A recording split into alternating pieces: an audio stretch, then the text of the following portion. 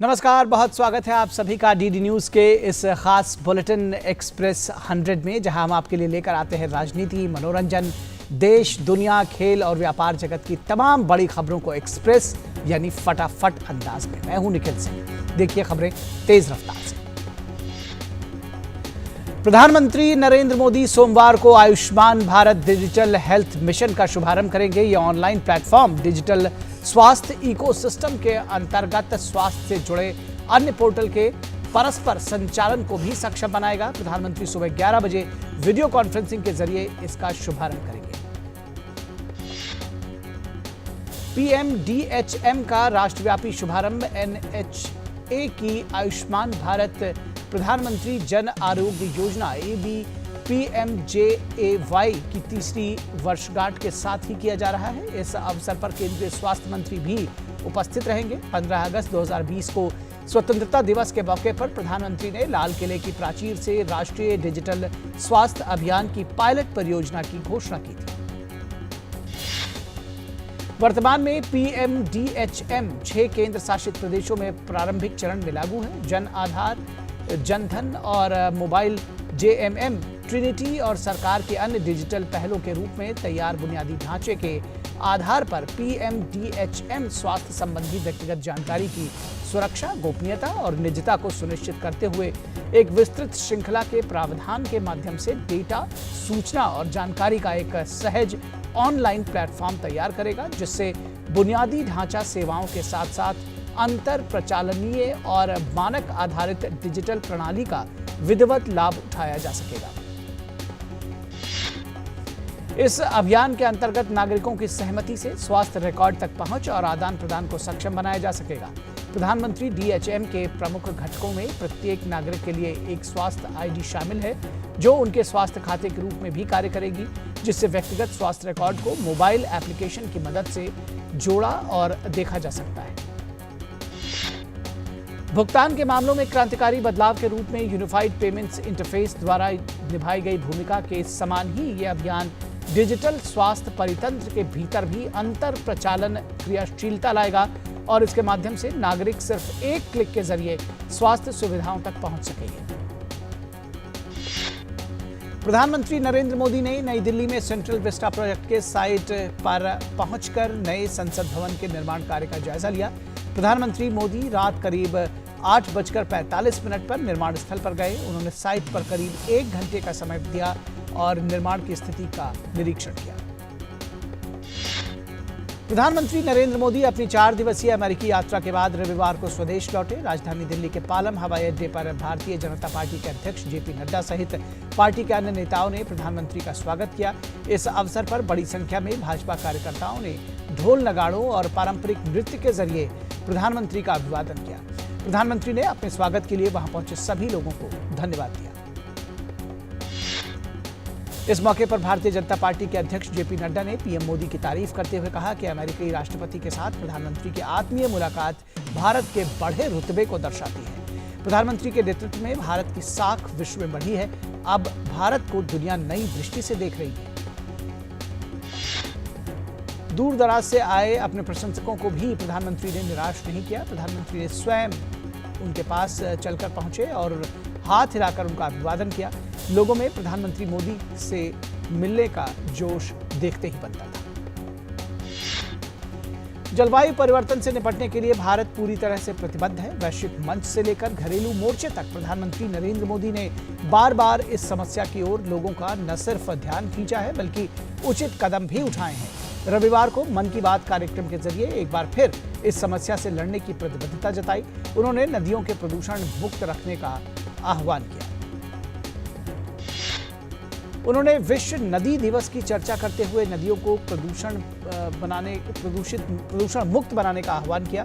PM Modi ने कहा कि हमारे लिए नदियां एक भौतिक वस्तु नहीं है, बल्कि एक जीवंत इकाई हैं और इसीलिए हम नदियों को मां कहते हैं। इसे बचाना हमारा कर्तव्य है। पीएम मोदी ने कहा कि नमामि गंगे मिशन को सफलतापूर्वक आगे बढ़ाने में आम लोगों का प्रयास, जन जागृति, जन आंदोलन की बड़ी भूमिका है। पीएम मोदी ने बताया कि उनको समय समय पर मिलने वाले उपहारों की ई नीलामी से मिलने वाले पैसों को नमामि गंगे अभियान को समर्पित कर दिया गया है।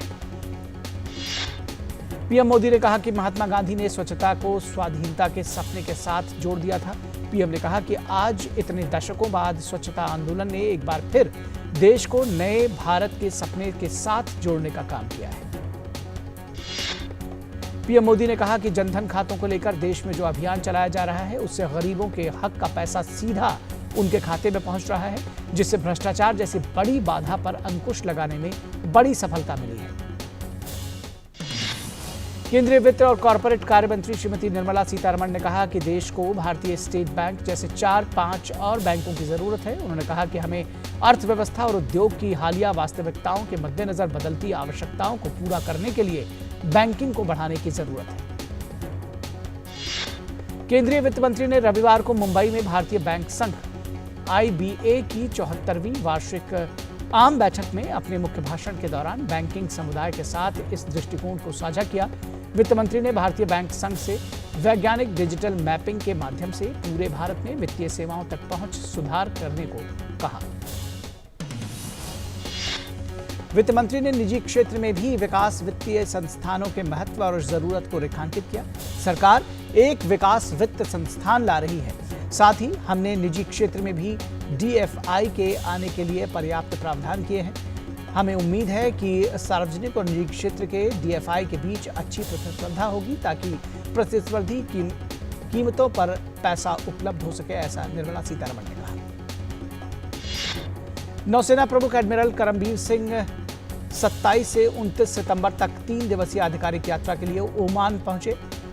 नौसेना प्रमुख मस्कट में रॉयल नेवी ऑफ ओमान के कमांडर रियर एडमिरल सैफ बिन नासिर बिन मोहसेन अल रहबी के साथ द्विपक्षीय चर्चा करने वाले हैं। इस यात्रा के दौरान नौसेना प्रमुख ओमान के चीफ ऑफ स्टाफ, ओमान की शाही सेना के कमांडर, रॉयल एयरफोर्स के कमांडर, महासचिव, रक्षा मंत्रालय समेत ओमान में सुरक्षा अमले से जुड़े वरिष्ठ अधिकारियों के साथ भी बातचीत करेंगे। वो Muaskar Al Murtafa camp, maritime security centre, Sayyid bin Sultan naval base, Al Musannah air base और नेशनल डिफेंस कॉलेज ओमान जैसे प्रमुख रक्षा प्रतिष्ठानों का भी दौरा करेंगे। केंद्रीय गृह मंत्री अमित शाह ने नई दिल्ली में वामपंथी उग्रवाद पर एक समीक्षा बैठक की अध्यक्षता की। अमित शाह ने कहा कि प्रधानमंत्री नरेंद्र मोदी के नेतृत्व में केंद्र सरकार नक्सल प्रभावित क्षेत्रों के विकास के लिए कटिबद्ध है। उन्होंने कहा कि प्रधानमंत्री की अगुवाई में वामपंथी उग्रवाद पर नकेल कसने में केंद्र और राज्यों के साझा प्रयासों से बड़ी सफलताएं मिली हैं।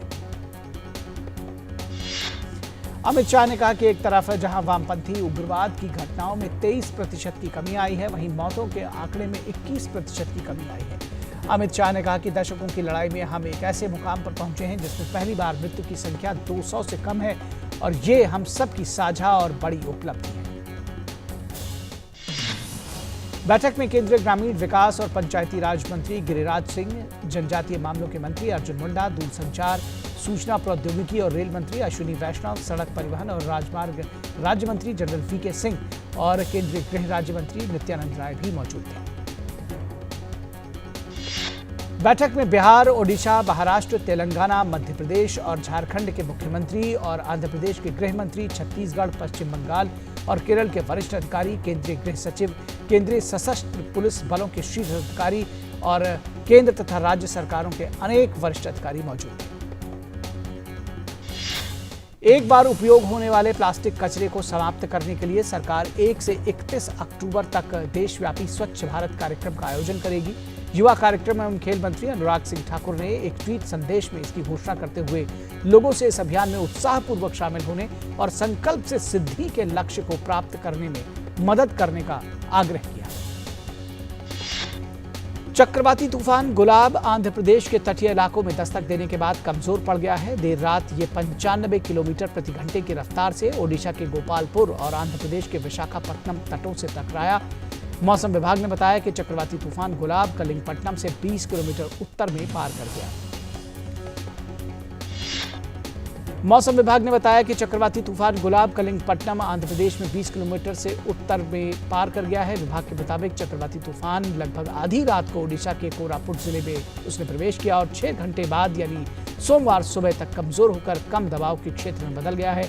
ओडिशा के कोरापुट, रायगढ़ और गजपति जिलों में भारी वर्षा की संभावना है और हवा की गति 50 से 70 किलोमीटर प्रति घंटे रहेगी। गुलाब के लैंडफॉल की प्रक्रिया रविवार शाम करीब 6 बजे शुरू हो गई थी। इसके बाद तूफान आंध्र प्रदेश में कलिंगपट्टनम और ओडिशा के गोपालपुर के बीच क्लाउड बैंड तटीय क्षेत्र में प्रवेश कर गया। भारत मौसम विभाग ने कहा है कि इस प्रक्रिया में अगले 2 से 3 घंटे तक बारिश जारी रहेगी और इसकी वजह से दक्षिणी जिलों गंजम, गजपति, कंधमाल, रायगढ़, नवरंगपुर, कोरापुट और मलकानगिरी के साथ साथ मध्य तटीय जिलों केंद्रपाड़ा, कटक, जगत सिंहपुर, खुर्दा, पुरी, नयागढ़ में हल्की से मध्यम बारिश हुई। इस बीच प्रधानमंत्री नरेंद्र मोदी ने आंध्र प्रदेश के सीएम जगन मोहन रेड्डी और ओडिशा के सीएम नवीन पटनायक से बात की और वहां गुलाब से पैदा हुए हालात की समीक्षा की। पीएम ने दोनों राज्यों को केंद्र की ओर से हर संभव मदद का आश्वासन दिया। चक्रवातीय तूफान गुलाब को देखते हुए ईस्ट कोस्ट रेलवे ने 34 ट्रेनें रद्द की हैं। इसके अलावा 13 ट्रेनों के समय में बदलाव किया गया है और 17 ट्रेनों का मार्ग बदला गया है। रेलवे की ओर से पुलों और सिग्नल ऑपरेशन पर नजर रखी जा रही है। भारतीय नौसेना ने कहा है कि वो गुलाब की गतिविधियों पर करीबी नजर बनाए हुए है और राहत और बचाव कार्यों के लिए जहाजों और विमानों को तैयार रखा गया है। नौसेना के 2 जहाज राहत सामग्री के साथ समंदर में तैनात हैं। विशाखापट्टनम में आईएनएस डेगा और चेन्नई के करीब आईएनएस राजाली को प्रभावित क्षेत्रों में हवाई सर्वे के लिए तैयार रखा गया है। तूफान गुलाब से प्रभावित आंध्र प्रदेश और ओडिशा में राहत और बचाव कार्यों के लिए राष्ट्रीय आपदा बल यानी एनडीआरएफ की 13 टीमें और 24 उपदलों को ओडिशा और 5 टीमों को आंध्र प्रदेश में तैनात किया गया है। ओडिशा के मुख्यमंत्री नवीन पटनायक ने चक्रवात गुलाब के खतरे को देखते हुए दिल्ली के ओडिशा भवन में एक समीक्षा बैठक की और तैयारियों का जायजा लिया। उन्होंने तूफान की आशंका वाले जिलों में 0 नुकसान का लक्ष्य रखा है। उन्होंने कहा कि 10 जिलों में इस तूफान का प्रभाव सबसे अधिक रहने की संभावना है। चक्रवात के मद्देनजर आंध्र प्रदेश, पश्चिम बंगाल और ओडिशा के मछुआरों को समुद्र तटों से दूर रहने को कहा गया है। मौसम विभाग के अनुसार 27 सितंबर तक समुद्र में ऊंची लहरें उठेंगी। बंगाल की खाड़ी के पूर्वी मध्य और उत्तर पूर्वी क्षेत्र में समुद्र में जाने से मना किया गया है। चक्रवाती तूफान गुलाब 29 सितंबर के आसपास पश्चिम बंगाल के तटीय इलाकों में पहुंचेगा और कोलकाता मौसम विभाग के मुताबिक 28 से 29 सितंबर को दक्षिण बंगाल में भारी बारिश हो सकती है और तेज हवाएं चल सकती हैं। कोलकाता, उत्तर 24 परगना, पूर्व और पश्चिम मेदिनीपुर, झारग्राम, हावड़ा और हुगली में भारी बारिश की संभावना है। उपराष्ट्रपति एम वेंकैया नायडू राजस्थान के सीमावर्ती क्षेत्रों के दौरे पर हैं। अपने राजस्थान दौरे के पहले दिन उपराष्ट्रपति रविवार को विशेष विमान से भारत पाकिस्तान अंतर्राष्ट्रीय बॉर्डर के पास स्थित लोंगेवाला पोस्ट पहुंचे, जहां उन्होंने 1971 की जंग के शहीदों को नमन किया और शौर्य स्थल पर हथियारों, सैन्य वाहनों और टैंकों का निरीक्षण भी किया। उत्तर प्रदेश की योगी आदित्यनाथ सरकार का बहुप्रतीक्षित मंत्रिमंडल का दूसरा विस्तार हुआ। योगी मंत्रिमंडल में 1 कैबिनेट मंत्री और 6 राज्य मंत्रियों के रूप में 7 नए चेहरों को शामिल किया गया है। कांग्रेस छोड़कर भाजपा में आए जितिन प्रसाद ने कैबिनेट मंत्री के तौर पर शपथ ली। बरेली के विधायक छत्रपाल गंगवार को राज्य मंत्री के रूप में शपथ दिलाई गई। संगीता बलवंत बिंद को गाजीपुर से प्रतिनिधित्व दिया गया है। दिनेश खटी को मेरठ से, संजीव कुमार को सोनभद्र से, धर्मवीर सिंह को आगरा से और पलटू राम को बलरामपुर से मंत्रिमंडल में जगह दी गई है। पंजाब में मंत्रिमंडल का विस्तार किया गया है। राज्यपाल बनवारी लाल पुरोहित ने एक समारोह में 15 सदस्यों को मंत्री पद और गोपनीयता की शपथ दिलाई। चरणजीत सिंह चन्नी के मुख्यमंत्री बनने के बाद यह पहला मंत्रिमंडल विस्तार है। मंत्रिमंडल विस्तार में 8 पुराने और 7 नए चेहरों को जगह दी गई है। मुख्यमंत्री ने अपने कैबिनेट में सभी वर्गों को साधने की कोशिश की है। केंद्रीय उत्तर पूर्वी क्षेत्र विकास डोनर मंत्री जी किशन रेड्डी अरुणाचल प्रदेश और नागालैंड के 3 दिवसीय आधिकारिक दौरे पर थे। अपनी यात्रा के नागालैंड चरण के एक भाग के रूप में केंद्रीय मंत्री ने कई विकास कार्यों का उद्घाटन किया और नागालैंड में चल रही विभिन्न विकास परियोजनाओं की समीक्षा की। केंद्रीय सूचना प्रसारण तथा युवा कार्यक्रम एवं खेल मंत्री अनुराग सिंह ठाकुर ने रविवार को कश्मीर के किचपोरा कंगन का दौरा किया, जहां उन्होंने 1 करोड़ 14 लाख रुपए की लागत से बनने वाले क्षेत्रीय शारीरिक शिक्षा कार्यालय और क्षेत्रीय स्तर के खेल के मैदान के विकास की आधारशिला रखी। इस मौके पर केंद्रीय खेल मंत्री ने खिलाड़ियों के साथ वॉलीबॉल भी खेला।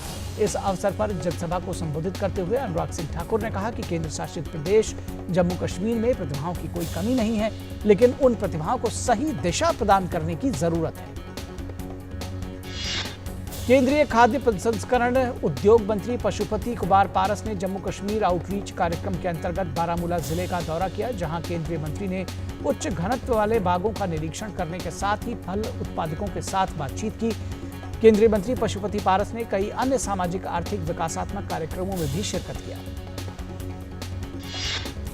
प्रसंस्करण मंत्री ने पट्टनम क्षेत्र के कुछ प्रगतिशील फल उत्पादकों के साथ बातचीत की। इस बीच केंद्रीय मंत्री ने ऐसे किसानों को प्राधिकार पत्र सौंपे जिन्हें प्रधानमंत्री विकास कार्यक्रम के तहत अत्यधिक सब्सिडी वाली कृषि मशीनरी खरीदने के लिए अधिकृत किया गया है।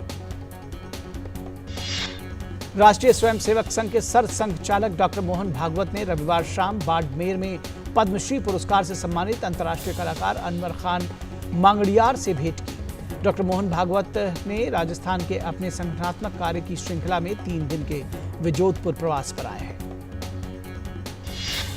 देश कोरोना टीकाकरण के 100 करोड़ के ऐतिहासिक पड़ाव को हासिल करने के लिए पूरी तरह से तैयार है। कोरोना के खिलाफ जंग में इस बड़ी सफलता को मनाने के लिए देशवासियों को और अभिनव और आकर्षक लोगो या शुभंकर डिजाइन करने के लिए आमंत्रित किया गया है। अपने रचनात्मक डिजाइन को साझा कर 25,000 रुपए तक का पुरस्कार जीता जा सकता है। 10 अक्टूबर तक इस प्रतियोगिता में प्रतियोगी शिरकत कर सकते हैं। www.mygov.in पर लॉगिन करके इस रचनात्मकता से भरपूर प्रतियोगिता में हिस्सा लिया जा सकता है। देश भर में अब तक 85 करोड़ 95 लाख से ज्यादा कोविड वैक्सीन की डोजेस लगाई जा चुकी हैं, जिसमें 63 करोड़ 38 लाख से अधिक पहली और 22 करोड़ 57 लाख से अधिक लोगों को वैक्सीन की दूसरी डोज दी गई है।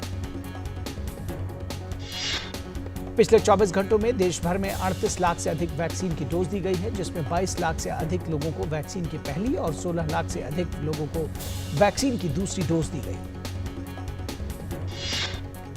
बृहन्मुंबई नगर निगम द्वारा महिलाओं, शिक्षकों और छात्राओं के लिए कोविड-19 के खिलाफ आज से 2 दिवसीय विशेष टीकाकरण अभियान शुरू किया गया।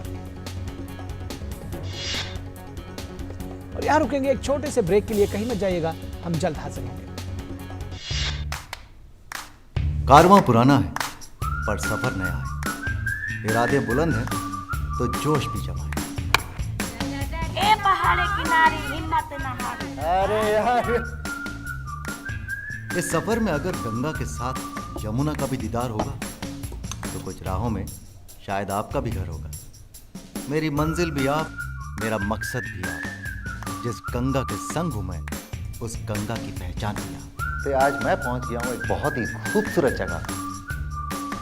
तो जनाब तैयार रहिए, आ रहा हूं मैं आपके द्वार पे दस्तक देने, आपका स्नेह और सहयोग दोनों लेने। तो देखना ना भूलिएगा, रग रग में गंगा, एक निर्मल अविरल यात्रा, आपके अपने और राष्ट्र के सबसे बड़े चैनल दूरदर्शन नेशनल पर हर शनिवार और रविवार शाम 8:30 बजे।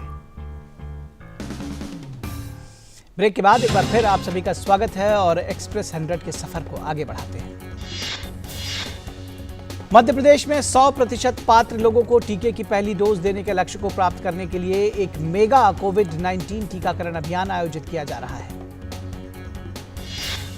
हिमाचल प्रदेश में आज से कक्षा 9 से 12 के लिए स्कूलों को फिर से खोला गया है। कक्षा 10 और 12 के छात्र सप्ताह के पहले 3 दिन स्कूल जाएंगे, जबकि कक्षा 9 और 11 के छात्रों को रविवार के अलावा अंतिम 3 दिनों में स्कूल आने की अनुमति होगी।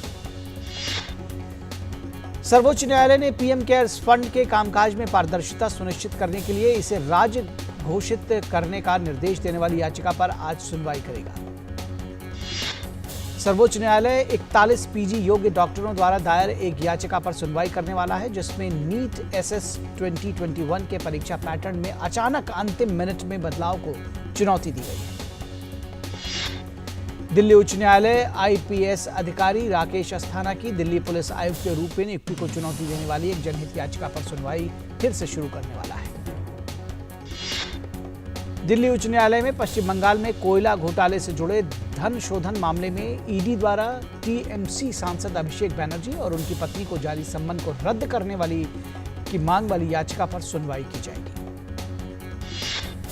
हरियाणा सरकार रेवाड़ी जिले के खोल ब्लॉक के अरावली क्षेत्र में अपना पहला तितली सर्वेक्षण करने वाली है। 10 गांवों में होने वाली सर्वे में तितलियों की विविधता का आकलन किया जाएगा। वाणिज्य और उद्योग मंत्री पीयूष गोयल आज वाणिज्य समारोह समापन समारोह में हिस्सा लेने वाले हैं। केंद्रीय आवास और शहरी मामलों के मंत्री हरदीप सिंह पुरी आज नई दिल्ली में स्वच्छता से संपन्नता स्वच्छ भारत मिशन शहर के 7 साल का जश्न कार्यक्रम में हिस्सा लेंगे। केंद्रीय श्रम और रोजगार मंत्री भूपेंद्र यादव आज श्रम ब्यूरो द्वारा आयोजित अखिल भारतीय तिमाही अप्रैल से जून यानी 2021 स्थापना आधारित रोजगार सर्वेक्षण के पहले दौरे की रिपोर्ट जारी करेंगे।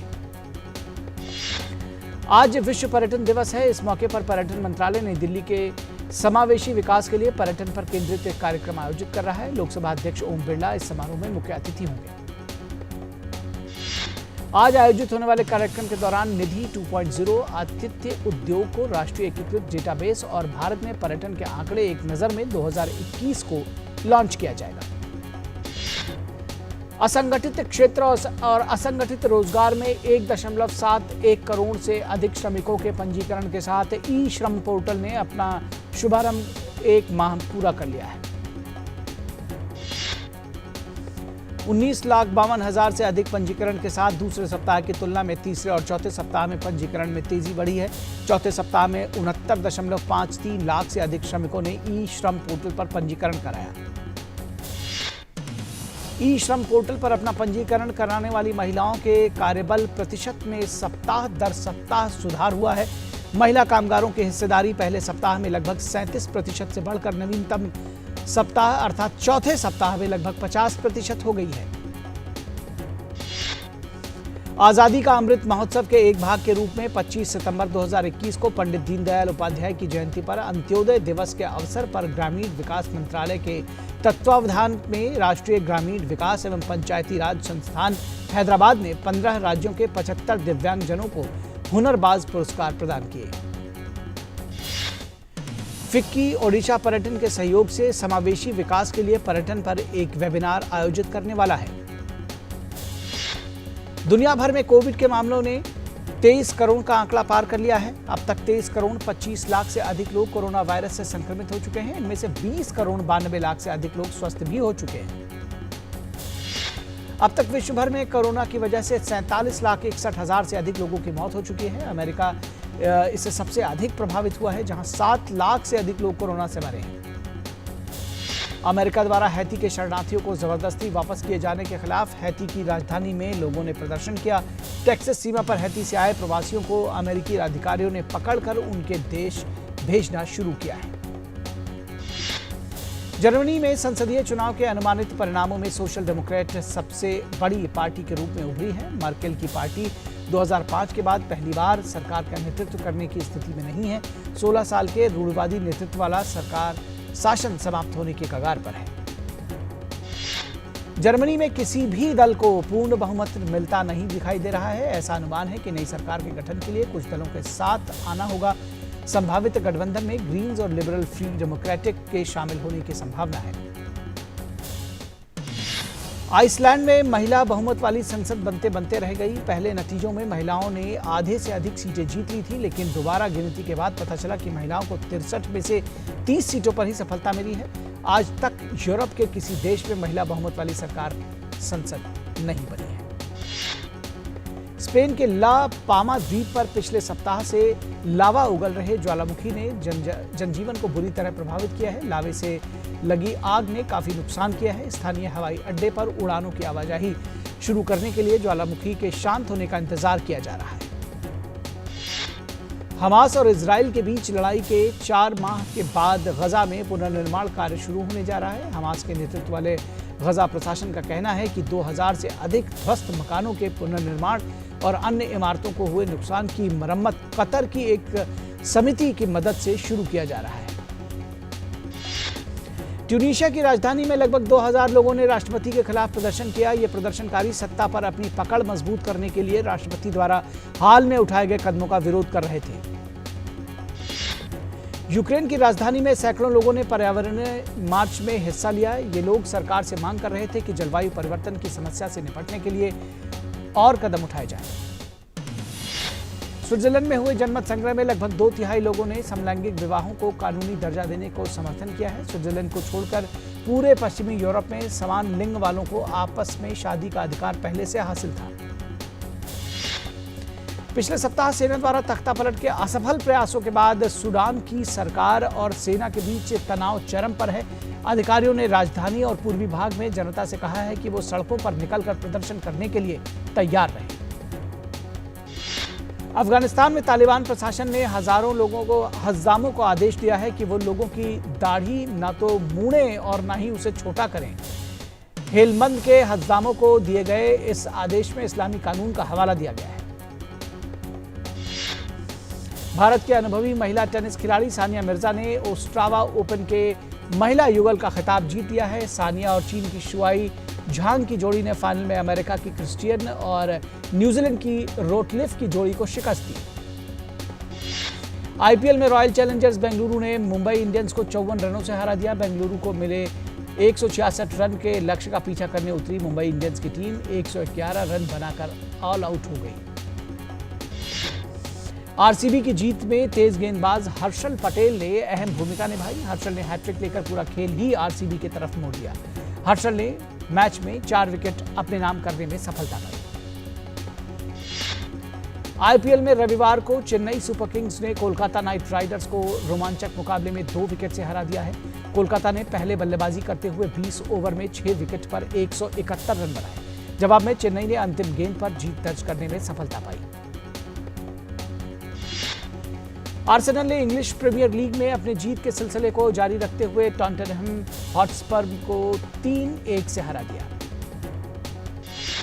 Spanish football league La Liga में बार्सिलोना ने खराब फॉर्म को पीछे छोड़ते हुए लवांते को 3-0 से हराया। इटालियन फुटबॉल लीग में यूवेंटस ने रोमांचक मुकाबले में सैम्पाडोरिया को 3-2 से हरा दिया है। ये लीग में यूवेंटस की लगातार दूसरी जीत है। ब्रिटेन के मर्सिडीज चालक लुई हैमिल्टन ने रूस ग्रां प्री के खिताब को जीत लिया है। यह उनके करियर की 7वीं जीत है। यूरोप ने लेवर कप टेनिस प्रतियोगिता का खिताब जीत लिया है। यूरोप के रेस्ट ऑफ द वर्ल्ड को 14-1 के अंतर से हराकर लगातार चौथी बार इस प्रतियोगिता को अपने नाम किया। महाराष्ट्र में थिएटर्स और सिनेमाघरों की खुलने की घोषणा के साथ ही सभी बहुप्रतीक्षित फिल्मों की रिलीज डेट की घोषणाएं भी होने लगी हैं। जॉन अब्राहम की फिल्म सत्यमेव जयते 2 से 26 नवंबर को रिलीज होगी। अभिनेता आयुष्मान खुराना और वाणी कपूर की फिल्म चंडीगढ़ करे आशिकी 10 दिसंबर को रिलीज होने जा रही है। सुपरस्टार अक्षय कुमार की फिल्म रक्षाबंधन अगले साल 11 अगस्त को रिलीज होगी। फिल्म में भूमि पेडनेकर भी मुख्य भूमिका में नजर आएंगी।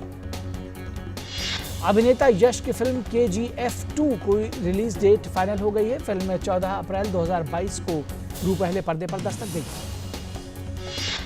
अक्षय कुमार ने अपनी अपकमिंग फिल्म राम सेतु के रिलीज की घोषणा कर दी है। फिल्म अगले साल दिवाली के मौके पर रिलीज होगी। अजय देवगन की फिल्म मे डे 29 अप्रैल को रिलीज होगी। फिल्म में अमिताभ बच्चन, अजय देवगन और रकुलप्रीत सिंह मुख्य भूमिका में हैं। कार्तिक आयरन और कियारा आडवाणी अभिनीत फिल्म भूल भुलैया 2 मार्च 2022 में रिलीज होगी।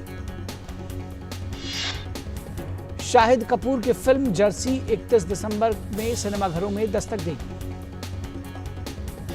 साजिद नाडियावाला ने अपनी 3 फिल्मों के रिलीज डेट की घोषणा की है। फिल्म तड़प 2 दिसंबर को रिलीज होगी, जबकि बच्चन पांडे अगले 4 मार्च और हीरोपंती 2 6 मई को रिलीज होगी।